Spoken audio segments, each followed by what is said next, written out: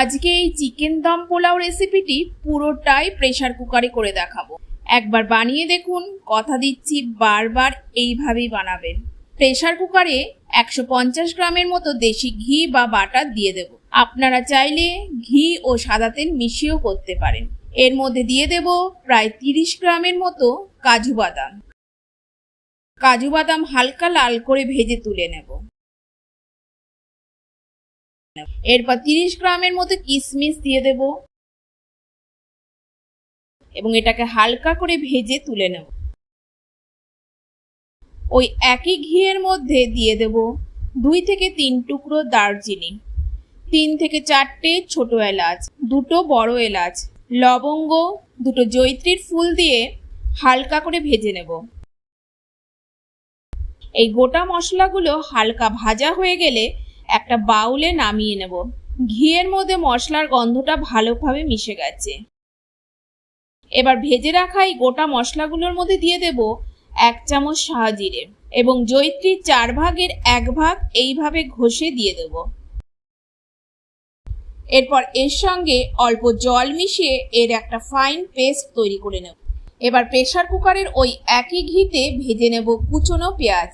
আমি এখানে 3টে বড় সাইজের পেঁয়াজ কুচিয়ে নিয়ে এইভাবে ঢাকনা দিয়ে ঢেকে লো ফ্লেমে পেঁয়াজ লাল করে ভেজে নিতে হবে। দেখুন, গোটা ভাজা মশলার পেস্টটি রেডি হয়ে গেছে। এবার একটা ছাঁকনিতে মশলার পেস্টটা ভালো করে ছেঁকে নিতে হবে। একটু জল দিয়ে পাতলা করে নিয়ে ছেঁকে নেব। এর মধ্যে থাকা এলাচের খোসাগুলো আলাদা হয়ে যাবে এবং যেটা ছাঁকনিতে থেকে গেল সেগুলো ফেলে দেব। এই মশলা ঘোলের ব্যবহার আমরা পরে করব। এটাকে সাইড করে রেখে দেব। পেঁয়াজটা দেখুন প্রায় রেডি হয়ে গেছে। এইরকম লাল হয়ে গেলে পেঁয়াজটিকে নামিয়ে নেব। তবে সাবধান, পেঁয়াজটা যেন পুড়ে না যায়। এবার প্রেসারের ওই একই ঘিতে দিয়ে দেব 2 চামচের মতো আদা রসুন পেস্ট। এটাকে ভালো করে নাড়তে হবে।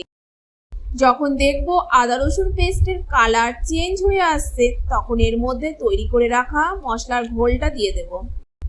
এই পোলাওয়ের সম্পূর্ণ টেস্টই এই মশলা থেকেই আসবে, যেটাকে আমরা ঘিয়ের মধ্যে ভেজে পেস্ট বানিয়ে নিয়েছি।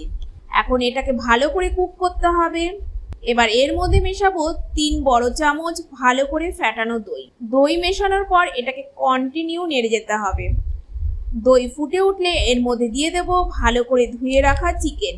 আমি এখানে বোনলেস চিকেন নিয়েছি, আপনারা চাইলে উইথ বোনও নিতে পারেন। এখানে আমি প্রায় 1 কিলো চিকেন নিয়ে নিয়েছি। এরপর এর মধ্যে স্বাদ মতো লবণ দিয়ে দেব আর দেব 1 বড় চামচ ইয়েলো চিলি পাউডার।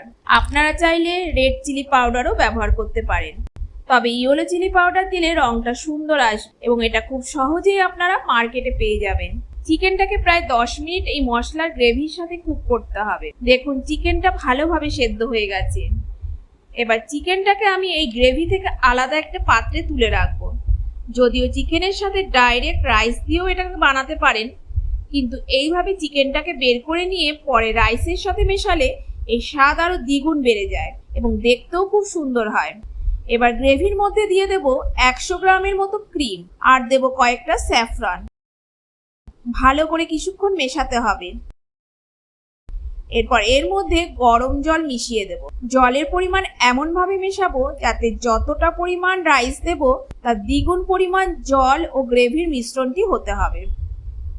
এরপর এর মধ্যে ভালো করে ধুয়ে ভিজিয়ে রাখা রাইসটা দিয়ে দেব। চাল ও জলের পরিমাণ 1:2 হতে হবে।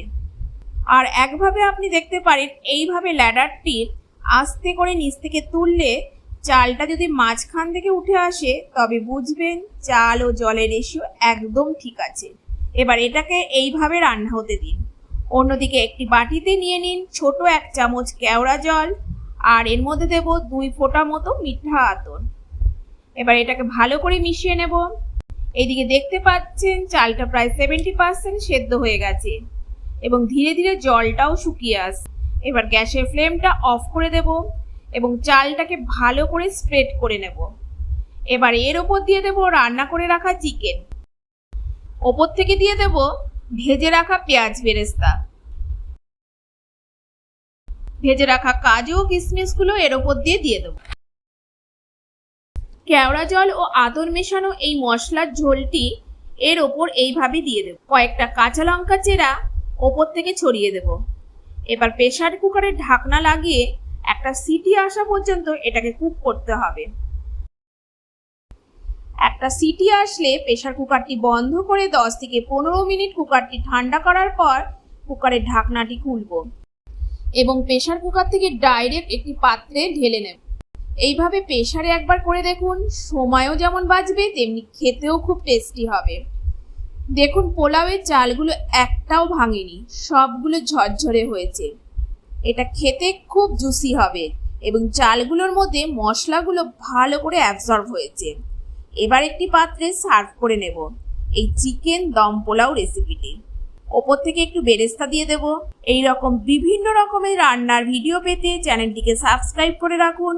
ভিডিওটি ভালো লাগলে লাইক ও শেয়ার করুন এবং রেসিপিটি কেমন লাগলো কমেন্ট বক্সে অবশ্যই লিখে জানাতে ভুলবেন না। ধন্যবাদ।